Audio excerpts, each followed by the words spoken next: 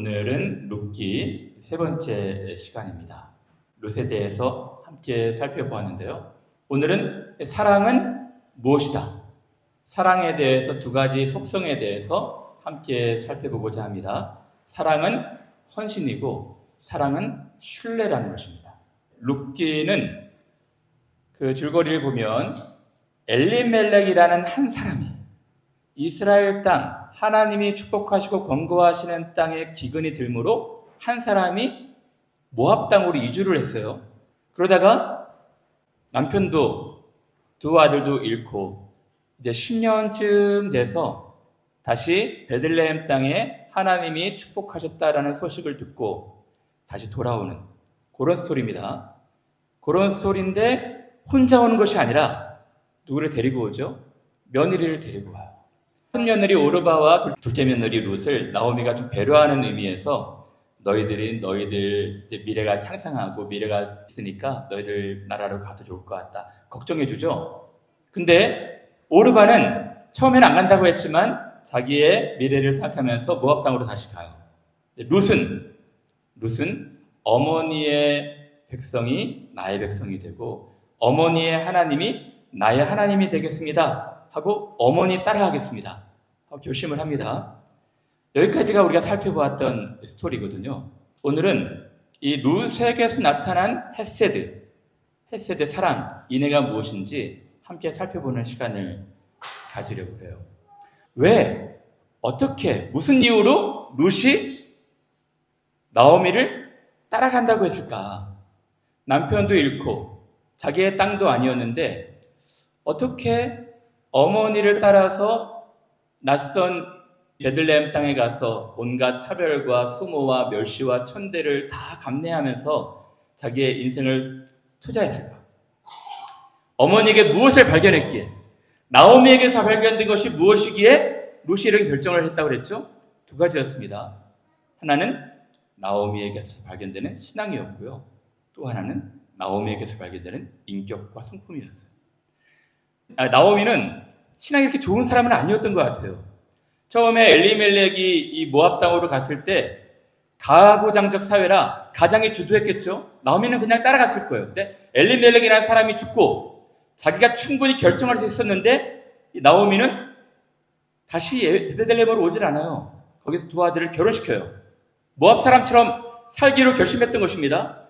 10년쯤 되고 두 아들도 잃고 고통에 고통, 깊은 인생의 밑바닥을 경험하고 나서 신앙이 깊어진 것 같아요.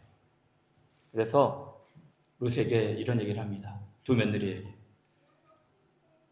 너희들은 너희들 땅으로 가라. 내가 너희들이 심히 걱정이 된다. 너희들은 너희들 땅 가서 이제 자유롭게 살아도 좋겠다. 나 혼자 베들레헴 땅으로 가겠다. 나오미에게서 발견된 신앙은 이 모든 것은 하나님께서 행하신 것이다. 여호와께서 행하셨으니 전능자가 나를 괴롭게 하게 하셨으니. 처음에는 이렇게 생각할 수도 있었을 거예요. 우리 믿지 않는 사람이라면, 신앙이 없는 사람이면 이게 대체 무슨 팔자냐? 지지리도 내가 진짜 복도 없는 인생이다. 그렇게 말하지 않았겠어요? 모든 재산을 다 가지고 갔는데 재산도 잃어버리고 남편도 잃어버리고 두 아들 다 잃어버렸어요. 진짜 모든 것을 다 잃어버린 인생이라서 이 꼬인 인생. 진짜 팔자도 기구하다. 지지리도 복도 없다. 이렇게 세상 사람들 치부하고 버리고 말 텐데 나오미는 달랐습니다. 나오미는 하나님이 하신 것이다. 하나님께서 나를 치셨으니 전능하신 올마이티가 하신 나를 괴롭게 하셨으니 나는 다시 하나님의 품으로 돌아가겠다. 그러니까 룻이 저 어머니는 대체 어떤 신앙을 가졌길래 진짜 기구하고 이렇게 밑바닥 인생의 힘든 순간 고통이 한복판에서도 저렇게 하나님을 버리지 않고 의지할 수가 있지? 하나님 앞에 어떻게 저렇게 다시 돌아갈 수가 있지? 이런 신앙의 영향이 있었을 것입니다. 두 번째는 나오미의 인격과 성품이었어요. 여러분, 자기가 너무너무 힘들고 자기가 너무 어려운데 다른 사람이 걱정해줘요. 나도 지금 어렵지만 너희들이 더 걱정이 된다. 너희들 인생을 살았으면 좋겠다. 라고 이야기하지 않습니까? 이런 룻과 같은 룻과 같은 며느리가 있었으면 좋겠다. 제가 말씀드렸죠? 절대로 그런 며느리 찾을 수 없습니다. 언제까지? 여러분들이 그의 시어머니가 될 때까지. 그러니까 자기의 성품으로 깊은 영향을 주거나 자기의 신앙으로 깊은 영향을 주었기에 룻과 같은 보석과 같은 며느리가 생기게 되는 거예요. 어머니의 백성이 저희 백성이 되고 어머니의 하나님이 저희 하나님이 됐으면 좋겠습니다. 라고 결심했던 것입니다. 그런데요, 이제 오늘 본문을 이제 들어갑니다. 룻이 결심을 해요. 저는 어머니의 백성과 어머니 공동체와 어머니의 하나님을 더 의지하고 따라가겠습니다. 해서 툴툴 털고 모압에서 일어납니다. 근데요, 이렇게 결심한 뒤에 상황이 바뀌어졌을까요? 상황은 바뀌지 않았습니다. 어머니의 공동체가 되게 좋아 보였어요. 하나님 나라 백성이 지금 되게 좋아 보였어요. 가보니까 하나님 나라 백성도 물론 여인들이 친절하게 따뜻하게 대했죠. 따뜻하게 대했지만 거기에 기본 소득, 기본 복지, 또 구제, 그래서 매일같이 식량을 배급해주고 너무너무 아름다운 복지 상태가 없었어요. 상황은 똑같았어요. 모압과 별반 다를 것이 없었습니다. 구제 시스템도 별로 좋은 것이 없었어요. 밑바닥, 취약계층, 극빈자, 가난한 사람의 삶을 살 수밖에 없었습니다. 다시 말씀을 드리면 상황은 나아진 게 없어요. 거기 가서 결심을 했는데, 그렇지, 하나님 믿는 사람들은 좀 다르겠지, 하나님 믿는 백성들은 좀 다르겠지, 집장만 식량 배급은 아닐지라도 그래도 살 만큼은 해주시겠지 하고 갔던 거예요. 근데 그 결과가 무엇입니까? 극빈자, 똑같이 다른 사람들처럼 최사회 빈민층의 삶들을 살 수밖에 없었던 거예요. 그래서 오늘 2장 2절에 이렇게 말합니다. 룻이 나오미에게 이르되, 어머니, 제가 일하지 않으면은 살 수 없을 것 같아요. 어머니, 제가 누구에게 은혜를 입으면 그를 따라가지고 이삭 줍는 생활을 하겠습니다. 여러분, 당시에 이삭 줍는 것은요, 최극빈층의 삶이었습니다. 남들 다 추수하면은 레위기와 신명기에 추수한 것들, 가난한 사람들, 극빈층들을 위해서 내버려둬라. 그렇게 말씀하셨거든요. 고아와 과부와 나그네들 위해서 내버려둔 거, 그래서 하나씩 줍는 거예요. 허리 굽히고 머리 숙여가지고. 가장 극빈층의 삶이었습니다. 이삭 죽겠습니다, 어머니. 그래서 나오미가 그 얘기를 내 따라 갈지어다. 여러분, 이렇게 아니면 살 수가 없었던 불행한 인생이었어요. 근데 이것을 결심하고 가는 것입니다. 자, 그래서 첫 번째로 여러분들한테 드리고 싶은 말씀은 이것입니다. 사랑은 헌신입니다. 사랑은 결심만 갖고 돼서는 안 돼요. 내가 이제 하나님 믿겠습니다. 예수님 믿겠습니다. 이제 신자로 살겠습니다. 근데 신자의 삶이, 이 하나님 믿는 삶이 그냥 결심만으로 되지 않고요. 거기에는 허리 숙이고 머리 조아리고 자기를 비우고 비천하고 무시받고 냉대받고 천대받을 수 있는 그런 자기 권리를 권한을 다 포기할 수 있는 밑바닥의 삶, 겸손하고 비천한 삶으로 시작할 수가 있는 것입니다. 여러분, 사랑은요, 말이 아닙니다. 행함이에요. 어떤 행함? 한 사람을 위해서 자기를 헌신하는 그런 삶. 자기의 자존심도 다 내려놓고 자기를 낮추고 자기를 비우고 자기를 참고, 이것이 여러분 사랑이에요. 룻이 보여줬던 사랑입니다. 사랑은 어려운 것입니다. 사랑은 쉬운 것이 아니에요. 사랑은 플라토닉하고 낭만적이지 않습니다. 사랑은 그냥 일순간의 감정이 아니에요. 일시적으로 서로 로man틱하게 서로 끌려가지고 이렇게 사랑하는 그런 영화 속에 나오는 사랑이 아닙니다. 사랑은 힘들고 어려운 것이에요. 제가 드리고 싶은 말씀은, 사랑은 자기 비움이에요. 사랑은 계속해서 낮추는 것입니다.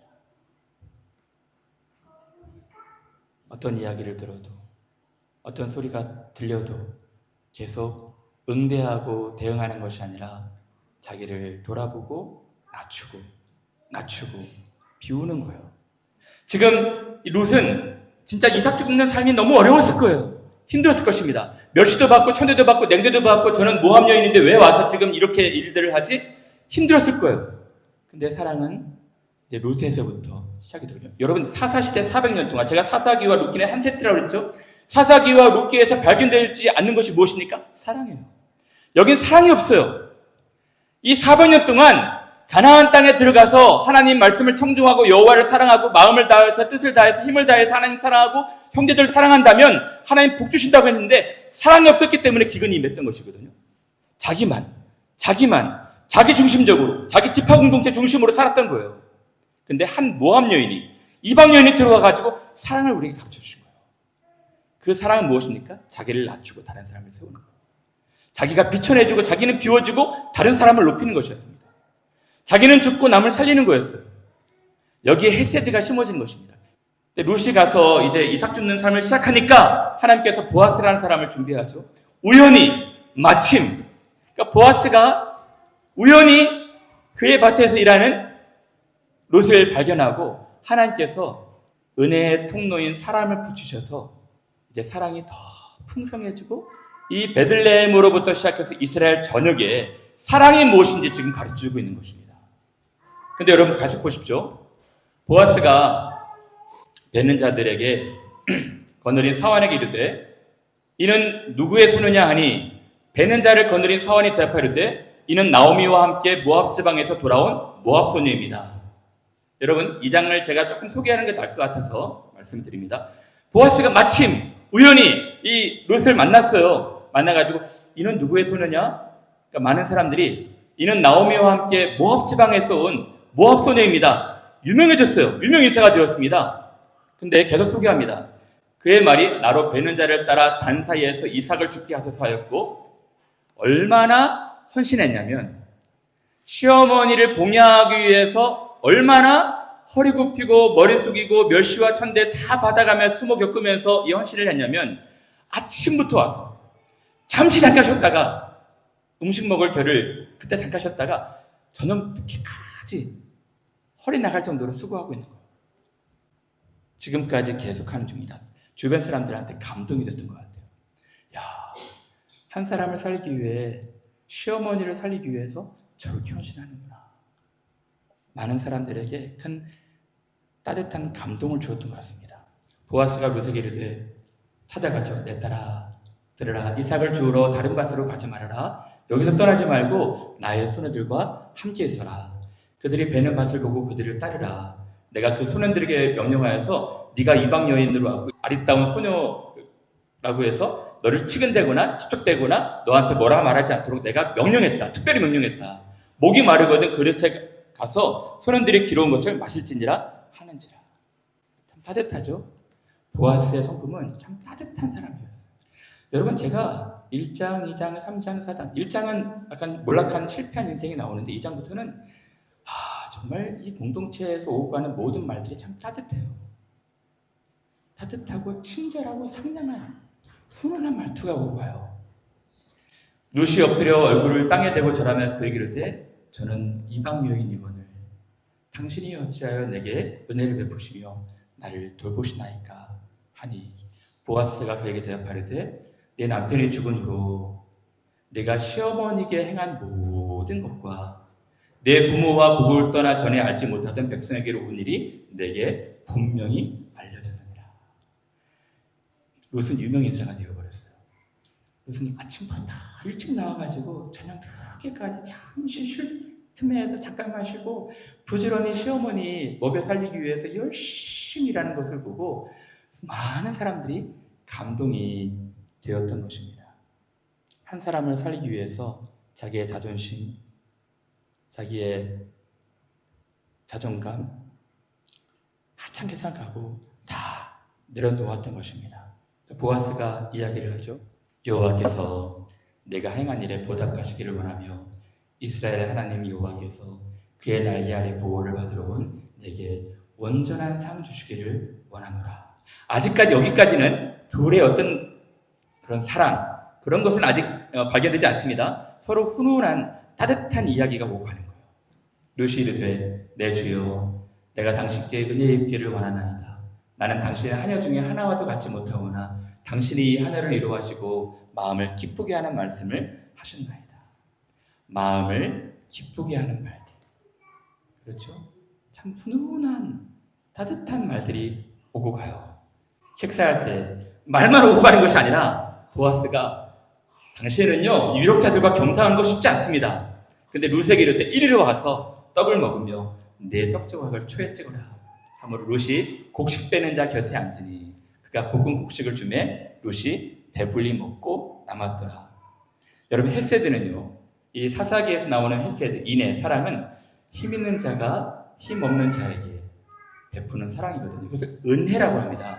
은혜의 사전적 의미는 받을 만한 가치가 없는 자에게 능력 있고 힘 있는 자가 거저주는 것이 은혜예요. 이것이 헤세드입니다. 롯이 이삭을 주우러 일어날 때 보아스가 자기 손님들에게 명령하려되 그에게 곡식단 사이에서 또 이게 식사하고 나서 또 일어나서 이삭을 주우러 가니까 곡식단 사이에서 죽게 하고 책망하지 말며 또 그를 위하여 곡식 다발에서 조금씩 뽑으라는 거예요. 뽑아버려가지고 더 많은 것을 주라는 것입니다. 보아스의 배려가 나타나죠. 꾸짖지 말라 하니라. 룻이 밭에서 저녁까지 줍고 그 주운 것을 떠니 보리가 한 에바쯤 되는 자. 놀라지 마십시오. 당시에 이삭 주는 사람, 뭐 여인이냐 또 장정이 한 번 주는 양이 0.5리터? 뭐 하루 끼니 정도밖에 안 되는데 한 에바는 20리터 정도 돼요. 더 많은 것을 주울 수 있도록 뽑아가지고 이렇게 일부러 룻에게 준 거예요. 그것을 가지고 얼마나 기뻤겠습니까? 그것을 가지고 성읍에 들어가서 시어머니에게 그 주운 것을 보이고 그가 배불리 먹고 남긴 것을 내어 시어머니에게 드리매.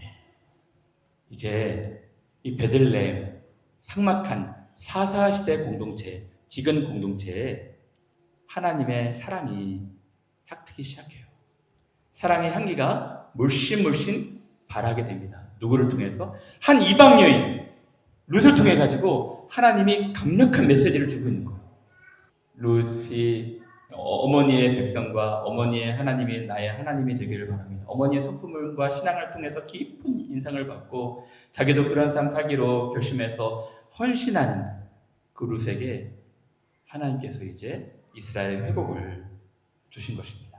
그런데요, 희한한 것은요, 이 2장에 보시면 룻이 고통스러운 이삭 줍는 그 정말 비천한 자기를 다 내려놓는 비천한 삶으로 끝나는 줄 알았거든요. 기껏해야 한 에바쯤 몇 주 정도 먹을 수 있는 식량 정도 얻을 줄 알았거든요. 근데 하나님이 이삭 줍는 과정을 통해서 보아스를 준비하고 계시는 거예요. 이삭을 줍지 않았으면 보아스를 만날 수 없었습니다.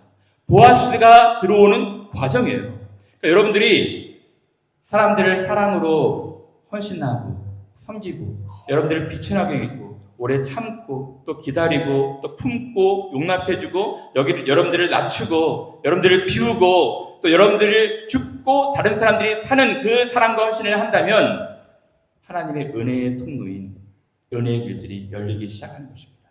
이 룻기는 1장부터 4장까지 하나님이 잘 등장하지 않아요.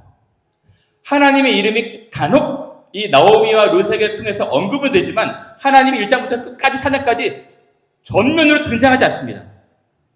그 뒤에서 보이지 않게 역사하시는 거예요.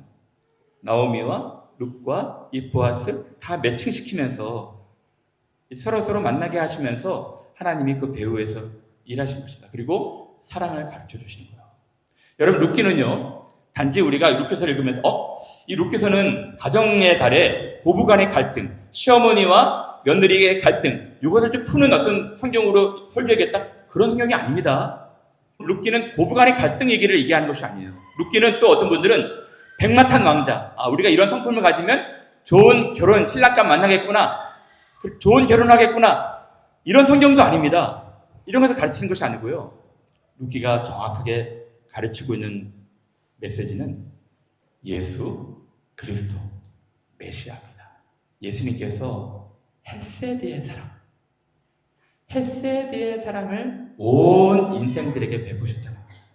예수님은 근본 하나님의 동체시고 본체시나 자기가 하나님의 영광을 취할 것을 여기지 아니하시고 동등됨을 취할 것을 여기지 아니하시고 이 땅에 자기를 비워 자기를 비천하게 해서 자기를 낮추셔서 아무것도 없는 MT처럼 오셔서 종의 형체를 입고 이삭 줍는 정도가 아닌 자기를 내어주시고 자기를 헌신하는 헤세드의 사람.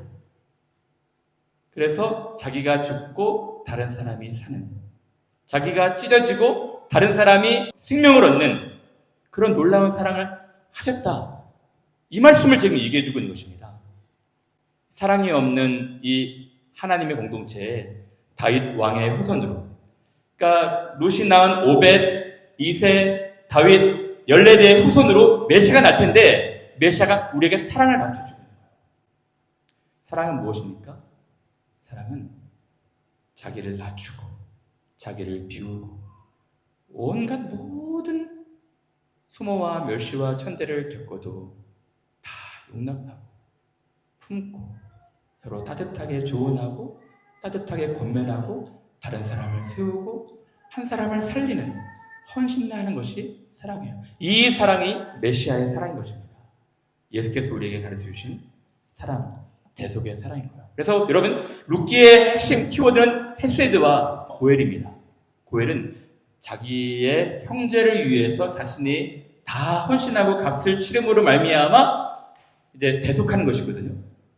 형제의 밭을 사주는 것이거든요. 그래서 예수님께서 이 고엘의 삶, 십자가의 삶이 되셨다는 것을 말해주고 있는 거예요. 두 번째입니다. 두 번째 사랑의 속성에 대해서, 사랑은 신뢰예요. 사랑은 서로를 믿고 신뢰하는 것입니다. 여러분, 오늘 보십시오. 이제 룻이 보아스의 땅에서 보아스의 특별한 배려로 이삭도 듣다가 보아스와 함께 식사도 하고 또 보아스의 배려로 한 4밭쯤 많은 곡식을 얻어갑니다. 어머니한테 보고를 해요. 어머니, 제가 오늘 보아스의 밭에 가서 보아스를 만났어요. 그래서 보아스의 특별한 배려로 식사도 하게 되고 또 어머니 배불리 먹을 수 있도록 한 4발을 준비해 왔어요. 어머니가 얼마나 좋았을까요? 근데 여러분, 어머니는 룻과는 또 다른 차원의 계획을 갖고 있습니다. 어머니는 이렇게 말을 하고 있어요. 시어머니가 그 얘기를 때, 룻아, 오늘 네가 이 한 4발을 어디서 주웠느냐? 어디서 일을 했니? 너를 돌본 자에게 복의 길을 원하노라. 궁금하죠? 룻이 누구에게서 일했는지를 시어머니에게 알게 하여 이르되 오늘 일하게 한 사람의 이름은 보았습니다 하는지라. 다음이 무엇일까요? 나오미가 자기 며느리에게 이르되 그가 여호와로부터 복받기를 원하노라. 그가 살아있는 자와 죽은 자에게 은혜 베푸기를 그치지 아니하도다 하고, 이제 나오미의 본심이 드러납니다. 나오미가 또 그에게 이르되 그 사람은 누군지 아니? 그 사람 네가 우연히 마침 코인스턴스로 만난 그 사람이 누군지 아니? 그 사람이 바로 우리의 기업을 물을 자 중에 하나이다. 우리의 형제다. 우리의 친족이다. 이 나오미는 룻이 전혀 생각하지 못한 또 다른 차원의 하나님의 사명을 발견합니다. 그래서 3장 1절에 이렇게 말을 하죠. 룻의 시어머니 나오미가 이르되 내 딸아, 내가 결심한 것이 있다. 내가 너를 위하여 안식할 곳을 구하여 너를 복되게 하여야 하지 않겠느냐. 이 나오미의 탁월함이 무엇입니까? 자기 중심적인 것보다는 다른 사람을 먼저 걱정을 했어요. 내가 너희들 너무너무 걱정이 된다. 너희들 남편을 잃어가지고 지금 너무 힘들게 살지, 나를 따라오면은 진짜 고생 시작이다. 내가 너희들 너무 걱정이 되는데 너희들 삶 살았으면 좋겠다. 그리고 너희들의 삶 속에서 내가 축복한다. 나오미는 신앙의 깊은 고통 가운데서 신앙이 발견되니까 다른 사람을 먼저 걱정하기 시작해요. 여기서도 지금 자기의 삶이 아닌 다른 사람 걱정하는 거예요. 내 딸아, 내가 너를 위하여 안식할 곳을 구하여 너를 복되게 하여야 하지 않겠느냐? 이제 나오미가 어떤 계획을 갖고 있어요. 플랜을 갖고 있습니다. 그 플랜이 뭘까요? 좀 우리가 보기에는 좀 끔찍해요. 우리 문화의 시선으로 보면 내가 함께 하던 하녀들을 둔 보아스는 우리의 친족이 아니냐? 보라, 그가 오늘 밤에 어디에 있을 거다. 오늘 밤에 타작 마당에서 보리를 깎을 것이다. 왜 이런 얘기를 했을까요? 오늘 동선을 다 고려해봤는데 이 타작마당에 밤에 보아스가 있게 될 거거든. 그리고 뭘 주문합니까? 너는 목욕해라. 너는 목욕하고 기름 바르고 의복을 입고 깨끗하게 목욕제기 한 다음에 기름 향수도 깨끗하게 바르고 의복도 입고 타작마당에 내려가서 그 사람 주변을 그냥 두리번 거리다가 그 사람이 먹고 마시기를 다 하기까지는 숨어서 그에게 보이지 말고 일일이 구체적으로 동선을 제시합니다. 그가 누울 때, 잠잘 때 참 자겠죠, 혼자. 너는 그가 눕는 곳을 알았다가 들어가서 목욕제기하고 기름 바르고 향수 바르고 이렇게 그의 발치 이불 거기서 같이 이불 덮고 누워있으라는 거예요. 시어머니가 며느리한테 할 짓입니까? 그렇죠? 좀 이상하지 않아요? 아침에 깬다면 그가 내 할 일을 내게 알게 하리라 하니 시어머니는 어떤 확신이 있었어요. 지금 확신이 있어서 그가 보아스다. 그가 우리 기업물을 주자 중에 하나이다 하고 나서 이제 계획을 갖고 있는 것입니다. 근데 여러분, 이 시어머니의 계획, 시어머니의 지시사항은 무리한 것이 아니라 굉장한 신앙 고백이었습니다. 하나님을 신뢰하고 하나님을 믿는 하나님 앞에 간절하게 당당하게 담대함으로 나가서 요청하는 신앙 고백이었어요. 우리의 문화적인 시선, 문화적인 안경으로 보면 대체 무슨 말인지 몰라요.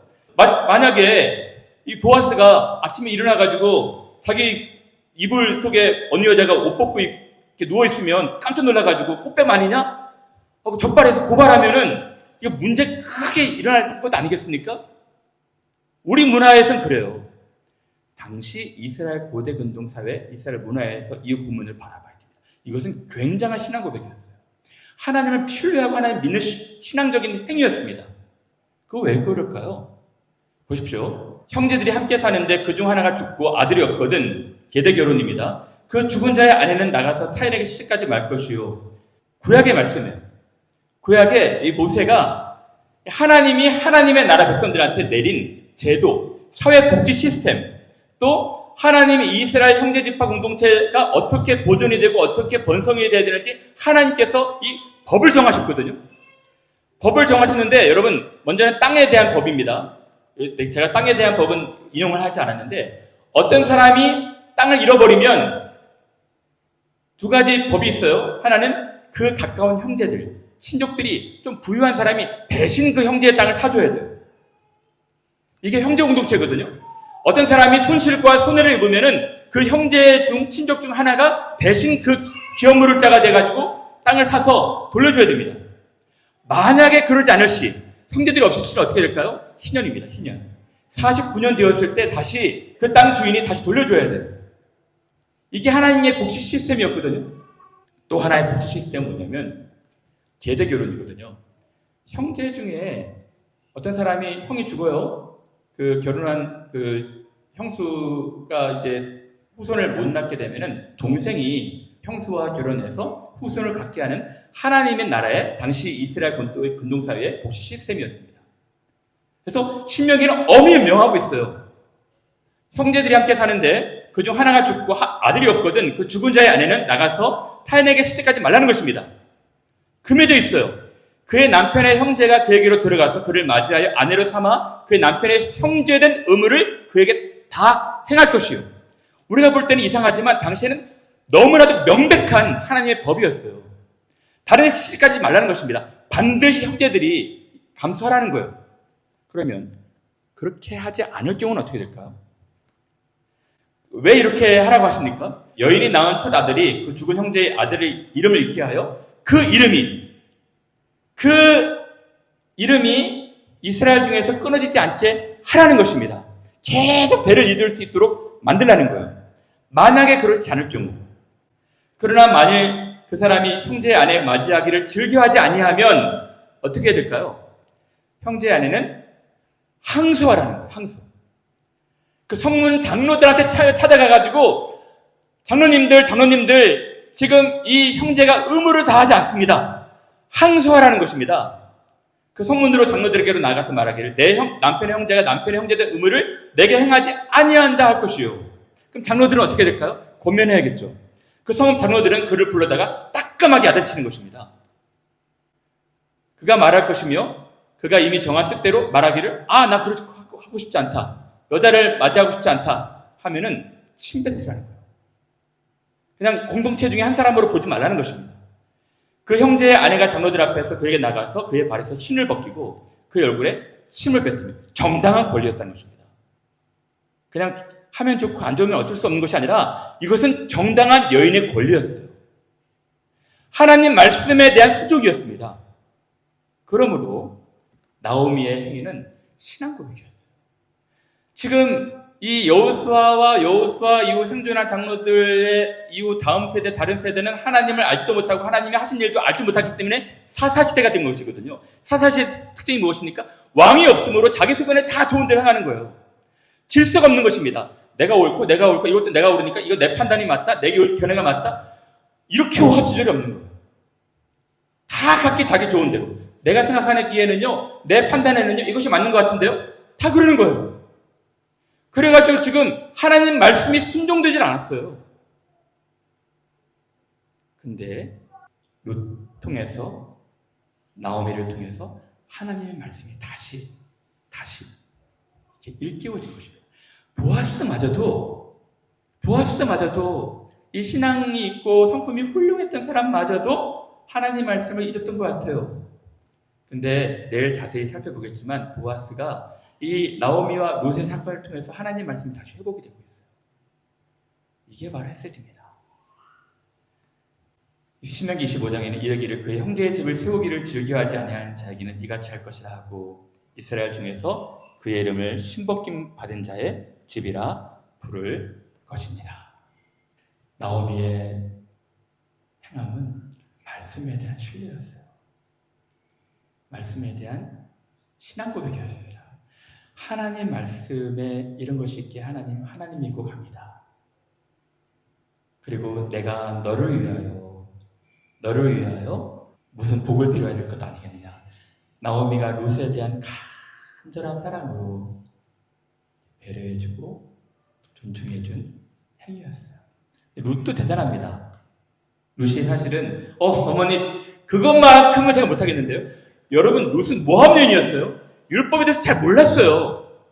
아니 어머니 좀 그건 이상한 것 같은데요. 제가 어머니 위해서 이삭 줍는 거 다 하겠습니다. 진짜 허리 나갈 정도로 일할 수 있어요. 근데요, 제가 어떤 남의 남정네 그 이불에 들어가가지고 옷 벗고 그거는 못하겠는데요.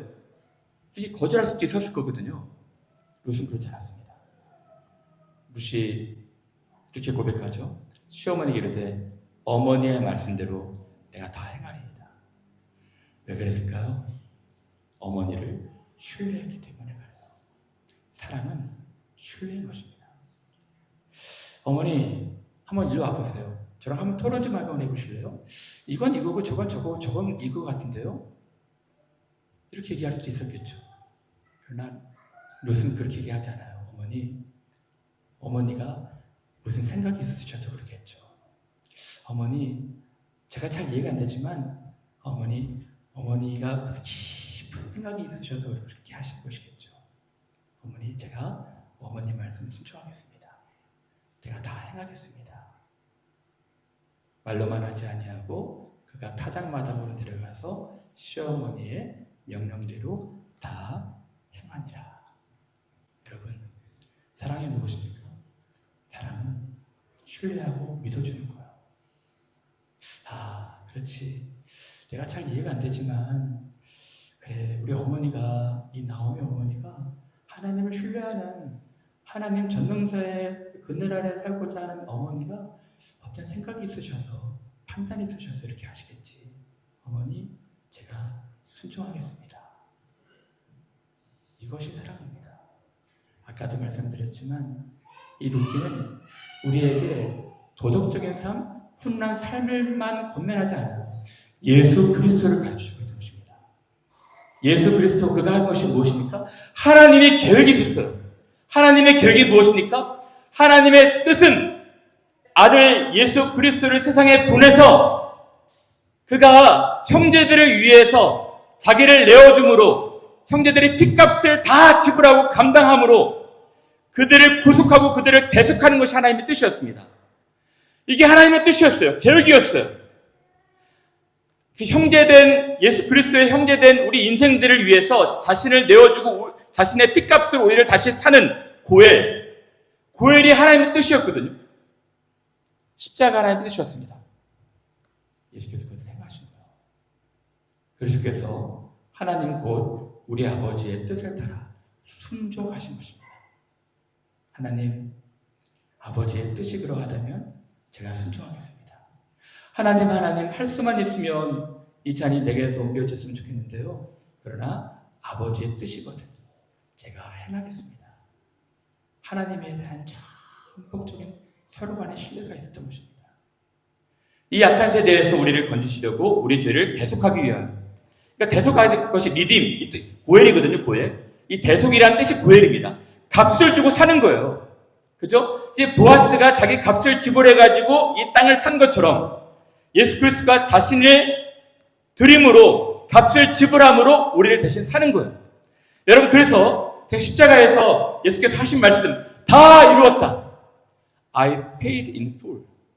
값을 다 지불했다. 테텔레스타이. 그 뜻입니다. 우리를 구속하기 위해 속전을 다 지불했다는 거예요. 왜? 그가 우리의 형제되었기 때문에. 루키는 지금 그걸 이겨주고 있는 것입니다. 예수님은 하나님의 뜻을 따라 순종하셨어요. 하나님을 신뢰함으로. 여러분, 십자가는 우리를 구속하실 수 있는 유일한 길이었습니다. 하나님의 의도 만족되고 우리에게도 의를 부여할 수 있는 유일한 하나님의 지혜였어요. 그래서 예수님은 자기를 다 부인하고 자기 생각 내려놓고 하나님께 순종했던 것입니다. 사랑하는 여러분, 이제 말씀을 마칩니다. 오늘 사랑에 대해서 두 가지로 얘기를 했는데요.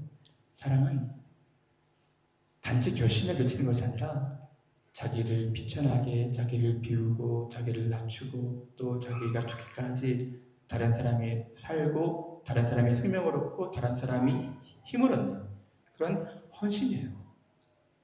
헌신입니다. 또 사랑은 전폭적으로 하나님을 신뢰하는 거예요.